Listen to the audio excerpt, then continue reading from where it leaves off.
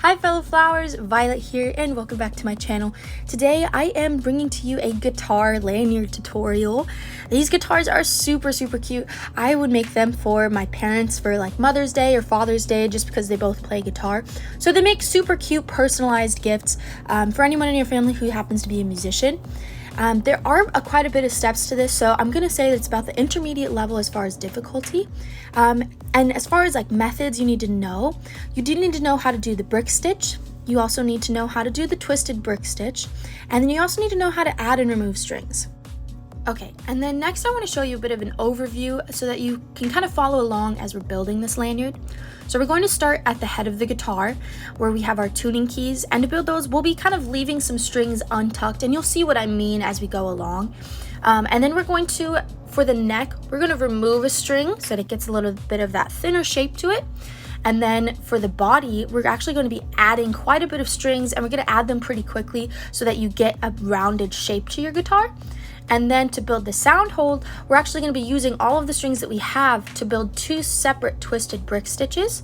And then once they're lined up again, we're going to build the body by gathering all the strings back together again.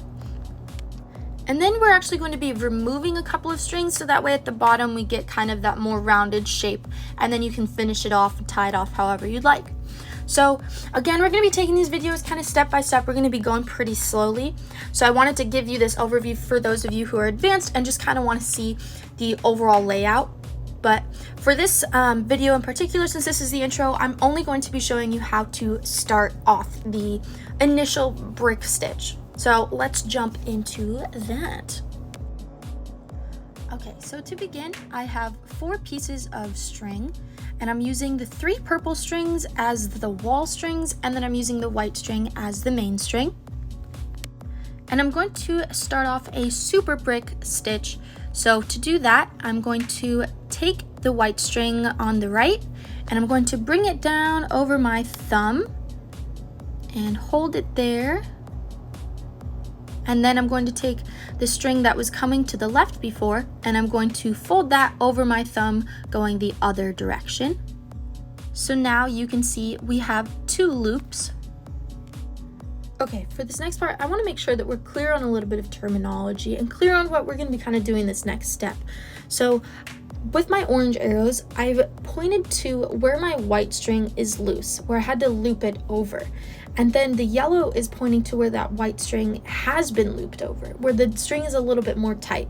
So the idea is that with my purple strings that I have pointed down and pointed up, I want to take those purple strings and I want to go over where the white string is loose, and I want to tuck it under where the white string is tight, because I want to lock down a loose string with my purple string.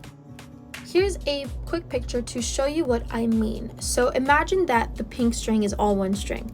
And I have a string that's pointed down, and I have a string that's pointed up.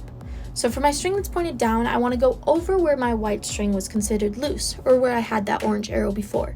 And then I want to go under where the white string is tight, or where I had the yellow arrow before. And that's where you see that pink arrow going up, because that string went up and over. And then I'm bringing that purple string underneath the top white string, and then I'm pulling him through. Okay, and then remember how the purple string had a buddy that was still kind of pointed upwards?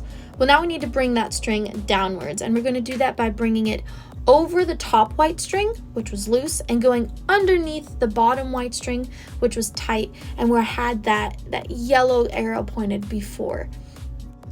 Okay, then for this next step, I'm going to take my next purple string that I have available. It could be on your left or on your right, but whatever I haven't woven yet, and I'm going to bring it down and go underneath where it's loose. So now you're kind of seeing I'm doing it backwards. You're probably like, what the heck's going on? But don't worry, I have another purple string that's attached to it that I'm now going to bring up and over and then under, and I'm going to tuck it down that way. So I'm kind of doing a little bit backwards, but it's still accomplishing the same thing as far as locking down my white string that was considered loose before. So this purple string that I've grabbed, it was pointed down. So now I'm going to try to redirect it upwards by going over the bottom, the white string that's on the bottom, and then going underneath the white string that's on top. Now I have one more string that I need to do this to, and it's the purple string that's over here on the left. And I'm going to grab the purple string that's over here on the bottom, and I'm going to bring it over the white string and then under the white string that's on top.